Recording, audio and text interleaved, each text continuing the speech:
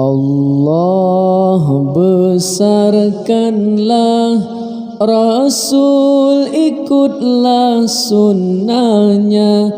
Ibu bapa hormatilah keduanya, jiran-jiran hormatilah juga. Allah besarkanlah Rasul, ikutlah sunnahnya. Ibu bapa hormatilah keduanya, jiran-jiran hormatilah juga. Kesilapan guru kita lupakan karena salah kita lebih darinya.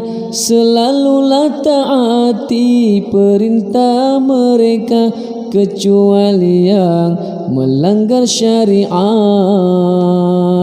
Allah besarkanlah Rasul, ikutlah sunnahnya.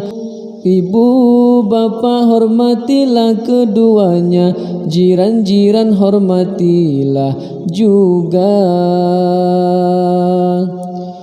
Guru-guru hormati dan muliakan, jasa-jasa mereka jangan dilupakan. Guru-guru hormati dan muliakan, jasa-jasa mereka jangan dilupakan. Sekali-kalinya beri hadiah padanya sebagai membalas jasa mereka. Sekali-kalinya beri hadiah padanya sebagai membalas jasa mereka.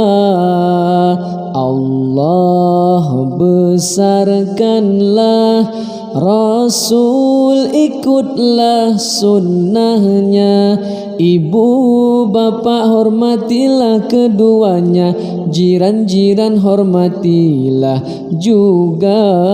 Allah besarkanlah Rasul, ikutlah sunnahnya. Ibu bapa hormatilah keduanya, jiran-jiran hormatilah juga.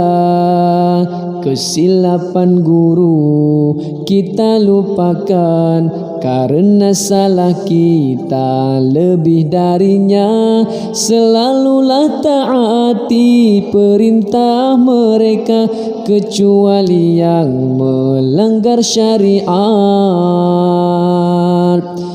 Guru-guru hormati dan muliakan, jasa-jasa mereka jangan dilupakan.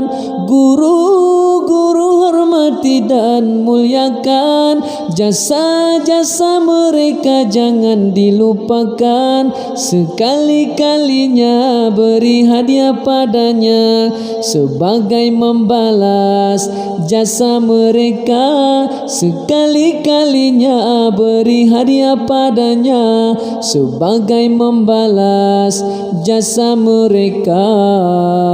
Allah besarkanlah Rasul, ikutlah sunnahnya. Ibu bapa hormatilah keduanya, jiran-jiran hormatilah juga. Allah besarkanlah Rasul, ikutlah sunnahnya. Ibu bapa hormatilah keduanya, jiran-jiran hormatilah juga. Jiran-jiran hormatilah juga.